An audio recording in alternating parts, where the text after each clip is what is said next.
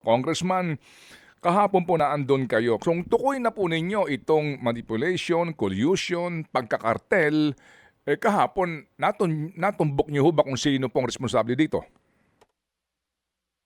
Lumalabas na ang nakikinabang diyan ay yung importer, traders. Kasi merong nawalang kita ang gobyerno na mga 13 billion. Siya ay para sa farmers. Bumaba ang world market at saka itong landed price ng mga mahigit 7 piso. So talagang dapat ay makita yan sa presyo ng ating retail price palengke.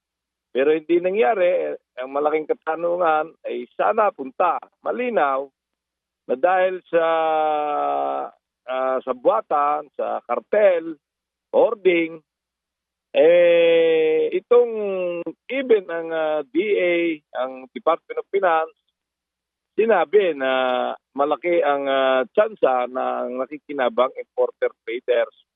Dahil napaka-imposible naman na ang ating mga retailers, milyon yan sa buong Pilipinas. Paano magkakaisa sa pagbibigay ng presyo sa palengke? Ibig sabihin, iisa ang presyo ng kinukuha nila sa mga traders at saka importer. Kaya pare-pareho ng halos pare-pareho kanilang presyo sa palengke sa buong bansa.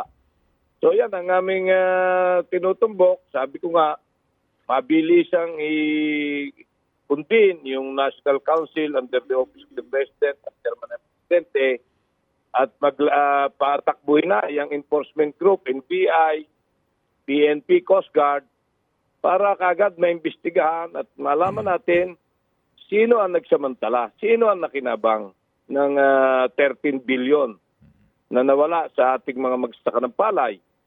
So, yan, meron ng, yan ay sinabi ko to sa committee at yan ang tingin ko ay mabilis siyang gagawin para magkaroon ng enforcement group.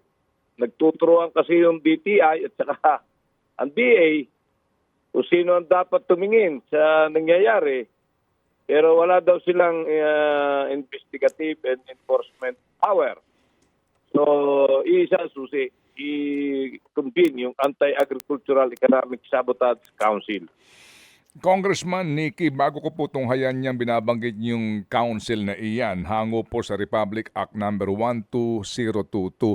Sa sinasabi niyo na klaro ang sabwatan, kontsabahan, pagkakartel, manipulasyon, magagawa ba ng mga taong ito na na grupong ito na tinutukoy ninyo nang walang pakikipagkontsabahan ng taong gobyerno?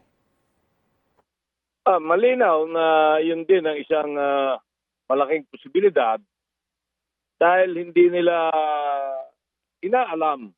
Alam nilang bumaba ang world market price ng rice, alam nilang bumaba ang taripa, napakarami ng inventaryo ng bigas. Nasa 83 days, 3.2 million metric tons. Alam nilang napakarami ng bigas. Bakit napakataas ng presyo? So, hindi nila tinitingnan kung nasaan itong mga bigas nito sa bodega. Hindi nila, at ang kanila lagi sinasabi, wala silang enforcement at saka investigative powers. Kung ikaw ang naapektuhang tulad ng DTI, ng DA, yung mga may hawak sa na dapat nagbabantay dyan, abay, hindi ka papayag na parang ikaw ay napapahiya na lalo na yung NEDA, DTI, sila ay nagrekomenda ibaba ang taripa na ang gusto nila ibaba ang presyo, yun ang gusto ng presidente. Hindi nangyayari, hindi ba sila nahihiya noon?